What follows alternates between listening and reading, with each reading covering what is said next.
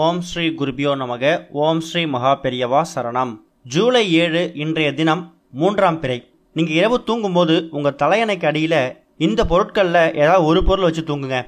கண்டிப்பாக உங்களோட ஒட்டுமொத்த பிரச்சனைக்கும் ஒரு பெரிய தீர்வு கிடைக்கும். ஒருத்தவங்களும் தான் வாழக்கூடிய வாழ்க்கையில் நல்ல செல்வ வளத்தோட நிம்மதியான வாழ்க்கை வாழ தான் விரும்புவாங்க.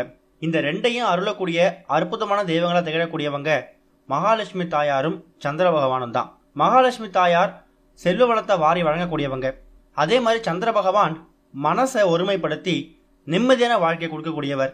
இந்த இரண்டு தெய்வங்களையும் வணங்கக்கூடிய அற்புதமான நாளா இன்னைய தினம் இருக்கு. ஞாயிற்றுக்கிழமை மகாலட்சுமி தாயார அன்னையை வணங்குறதுக்கு உகந்த நாள். அதே மாதிரி 3ஆம் பிறை சந்திர பகவானை வணங்குறதுக்கு உகந்த நாள். இந்த 3ஆம் பிறை வழிபாடானது சிவபெருமான அருளையும் நமக்கு பெற்றுத்தரக்கூடியது. இத்தகைய அற்புதமான நாளில் நம்ம செய்யக்கூடிய எந்த ஒரு வழிபாட்டு முறையும் நம்ம குடும்பத்தோட செல்வ நலனையும் நிம்மதியையும் அதிகரிக்கும். அது என்ன அப்படிங்கிறத பற்றி பார்க்கலாம். இந்த வழிபாட்டில் இன்னைய தினம் மாலை ஒரு 6 மணிலேருந்து 7 மணிக்குள்ள நீங்கள் உங்கள் வீட்டோட மொட்டை மாடியில் போயிட்டு கண்டிப்பாக சந்திர தரிசனம் செய்யணும். ஓம் சந்திர மௌலீஸ்வராய நமக அப்படிங்கிற மந்திரத்தை 3 முறை உச்சரிங்க. வீட்டில் தீபம் ஏற்றுனீங்கன்னா அந்த தீபத்தை மொட்டை மாடிக்கு எடுத்துகிட்டு வந்து சந்திர பகவானுக்கு காமிங்க.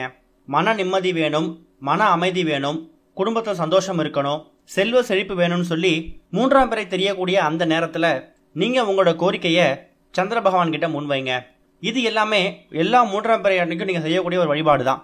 இது இல்லாமல் இப்போ நம்ம சொல்லக்கூடிய இந்த ஒரு பொருளை நீங்கள் 3ஆம் பிறை தரிசனம் முடிச்சுட்டு இரவு சாப்பிட்டுட்டு தூங்கும்போது உங்கள் தலையணைக்கு அடியில் இந்த பொருட்களை வச்சுக்கலாம்.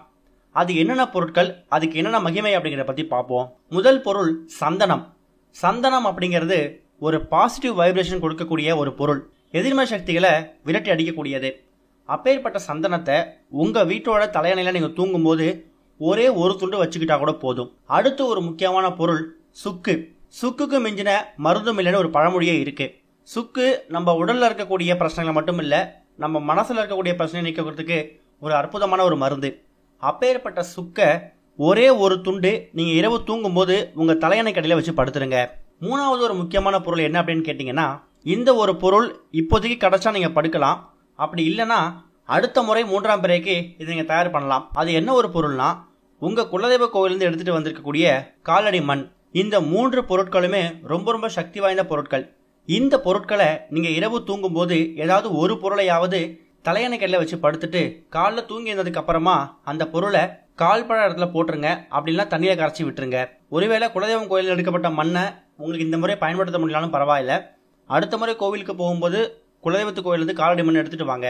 அது வரைக்கும் நீங்கள் சந்தனம் அப்படி இல்லைன்னா சுக்கு, இந்த 2 பொருட்களில் ஏதாவது ஒரு பொருட்களோட பயன்படுத்திக்கலாம். இந்த ஒரு 3ஆம் பிறைக்கு இதை முயற்சி பண்ணுங்க. கண்டிப்பாக ஒரு மிகப்பெரிய முன்னேற்றம் ஏற்படும். நீங்கள் நினச்சதை விட ஒரு நல்ல வாழ்க்கை அமையும். மன நிம்மதி கிடைக்கும். ஓம் ஸ்ரீ குருபியோ நமக. ஓம் ஸ்ரீ மகா பெரியவா சரணம்.